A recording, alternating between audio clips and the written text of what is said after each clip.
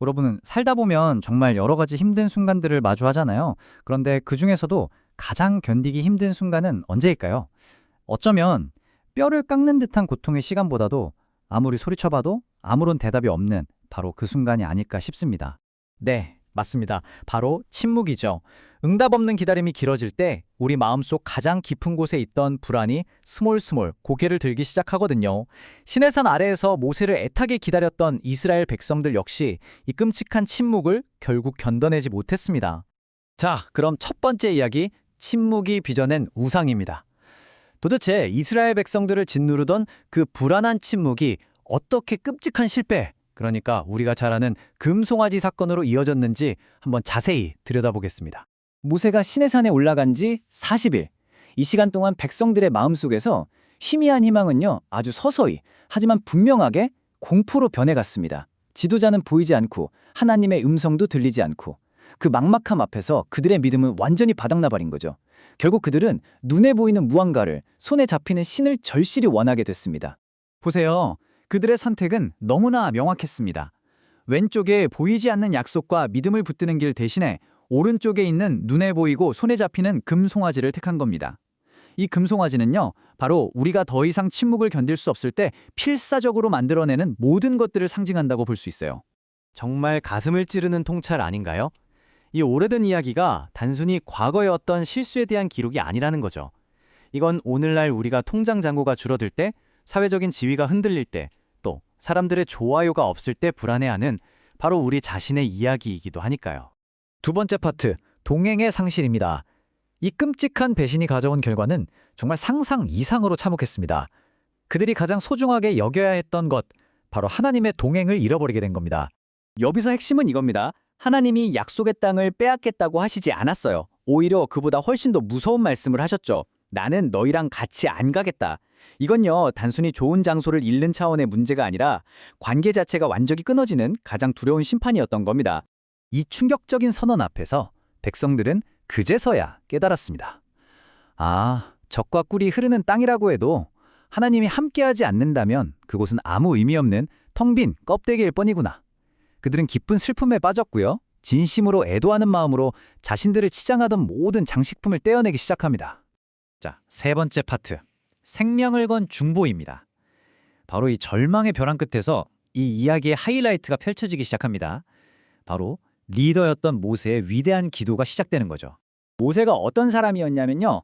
이전에도 금송아지 사건으로 하나님이 진노하셨을 때 차라리 자신의 이름을 생명책에서 지워버려도 좋으니 제발 백성들을 살려달라고 울부짖었던 사람입니다. 그의 백성을 향한 사랑은 이토록 절박하고 또 뜨거웠습니다. 한번 상상해보세요. 모세가 홀로 진영 밖 회막으로 걸어가자 거대한 구름 기둥이 하늘에서부터 내려와 그 입구를 막아섭니다. 백성들은 각자의 장막문에 서서 두려움과 경외심 속에서 그 광경을 숨죽여 지켜보죠. 이제 모세와 하나님 단 둘만의 독대가 시작되는 순간입니다. 모세는 정말 자신의 영혼을 다해서 부르짖습니다. 주님, 주님이 함께 가지 않으신다면 저희는 여기서 단 한 발자국도 움직이지 않겠습니다. 그는 하나님 없는 성공, 하나님 없는 축복을 단호하게 거부하는 겁니다. 이게 바로 모세의 논리의 핵심이었어요. 우리가 다른 민족과 다른 특별한 이유는 우리가 잘나거나 능력이 있어서가 아니라 오직 주님이 우리와 함께 하신다는 그 사실 하나 때문이라는 겁니다. 이 절절한 외침은 하나님을 향한 단순한 간청을 넘어서 우리 민족의 정체성에 대한 선포였던 거죠. 네 번째 파트, 바위 틈 속의 은혜입니다. 그리고 이 생명을 건 기도에 마침내 하나님의 정말 놀랍고 자비로운 응답이 들려옵니다. 이 한마디, 내가 친히 가리라.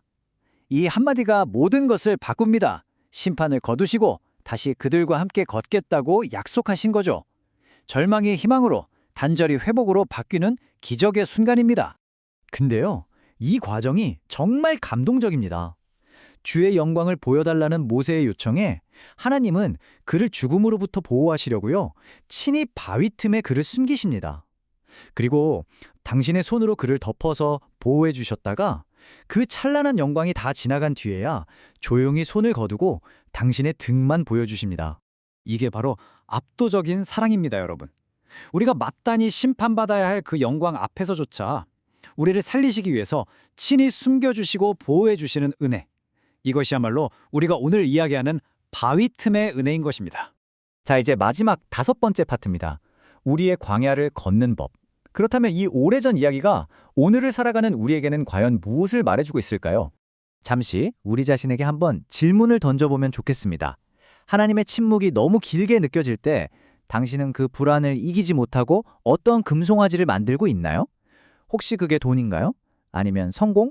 아니면 다른 무언가인가요? 이 이야기는 우리에게 아주 분명하게 도전합니다. 내 안에 있는 바로 그 금송아지를 과감하게 깨뜨릴 용기를 내라고 말입니다. 그리고 이것이 우리가 붙잡아야 할 약속입니다. 우리가 만든 우상을 깨뜨린 바로 그 자리에 우리를 보호하시면서 한 발 앞서 걸어가시는 그분의 넓은 등이 있다는 사실 말입니다. 그분의 신실한 동행은 우리의 그 어떤 실패보다도 훨씬 더 크고 강력합니다. 꼭 기억하세요. 오늘 여러분이 걷고 있는 그 팍팍한 광야를 끝까지 걸어가게 하는 힘은요, 여러분의 능력이 아니라 내가 너와 친히 가겠다 약속하신 바로 그분의 함께하심, 그분의 임재입니다.